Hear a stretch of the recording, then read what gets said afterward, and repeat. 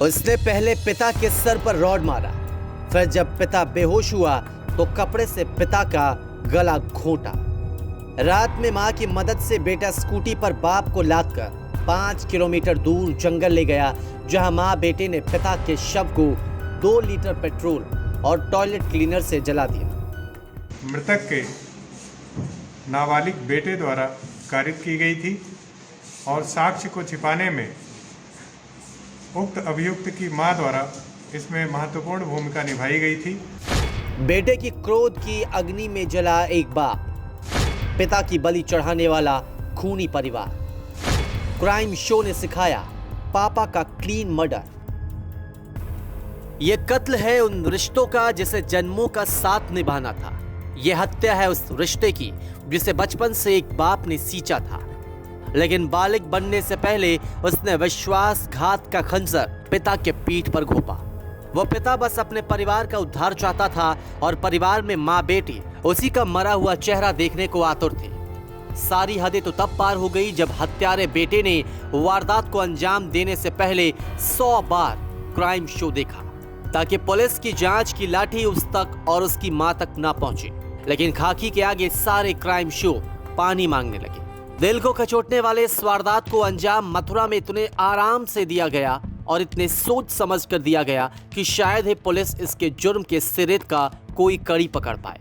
जो 11th class का student है उसने तकरीबन 100 बार क्राइम पेट्रोल पर इस प्रकार के क्राइम से रिलेटेड घटनाओं को अपने मोबाइल फ़ोन पर ऑन करके देखा। पुलिस के द्वारा मोबाइल फ़ोन की गहराई से छानबीन की गई तो उन तथ्यों की पुष्टि पाई गई और तदोपरांत उसने बड़े ही प्लान्ड वे में स्ट्रैंगुलेशन कारित किया मृतक की डेड बॉडी पर और उसके ऊपर कपड़ा लगाया जिससे कि उसके फिंगरप्रिंट के निशान मृतक की गर्दन पर ना मिले।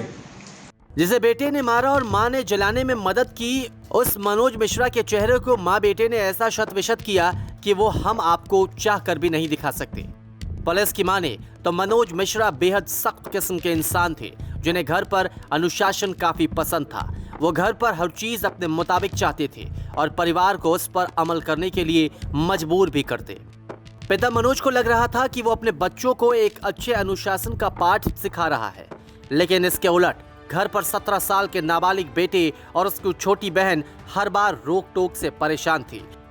लेकिन पिता की मार और डांट का खौफ ऐसा कि वो अपने आप को पिंजरे में कैद पंछी मानने लगे। इस डर के साये में जब पिता मनोज एक दिन अपने बेटे को फटकार लगाई तो बेटा सालों से दबे अपने गुस्से पर काबू न रख पाया। 17 साल का नाबालिग लड़का अपने पिता को सबक सिखाना चाहता था, लेकिन पिता की मर्यादा बार बार इसके आड़े आ जाती। क्रोध की यह ज्वाला तब और बेकाबू हो गई जब मनोज ने अपनी बेटी पर हाथ उठाया।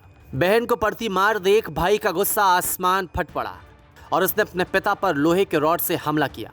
आवेश में आकर किए गए इस हमले ने मानो बेटे के गुस्से का अंबार शांत किया, लेकिन घबराई मां ने तुरंत ही पति की लाश को छत पर ले जाने को कहा। मां के ऐसा कहने पर बेटा एक बार फिर बाप की मौत को पुख्ता कर लेना चाहता था, इसलिए उसने दोबारा छत पर जाकर पिता का कपड़ों की मदद से गला घोटा ताकि गले पर उसके उंगलियों के निशान ना मिले।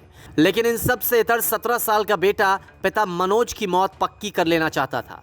रात में दी गई वारदात के बाद अगले पूरे दिन लाश छत पर पड़ी रही और वारदात की अगली रात करीब 2 से 3 बजे मां की सहायता से शव को स्कूटी पर बांधकर 5 किलोमीटर दूर जंगल में खाली प्लॉट पर ले जाकर एसिड और पेट्रोल डालकर जला दिया।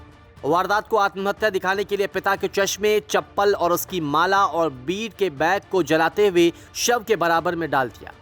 पुलिस को गुमराह करने के लिए बेटे ने लोहे की रॉड को खाली प्लॉट पे फेंक दिया और वहां पर एसिड की खाली बोतल, शव को ले जाने में काम आया बोरा और गला घोटने में काम आई धोती को भी बेटे ने सफाई से जला दिया।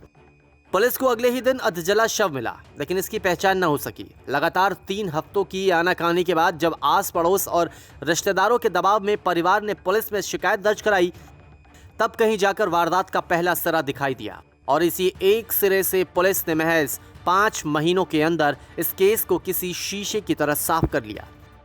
बाप बेटे की गरिमा शब्दों में बयान नहीं की जा सकती, लेकिन जब कलयुग का समय रिश्तों पर भारी पड़ जाए तब हाथ जुर्म कर बैठता है। दीपक सिंह के साथ ब्यूरो रिपोर्ट, क्राइम तक।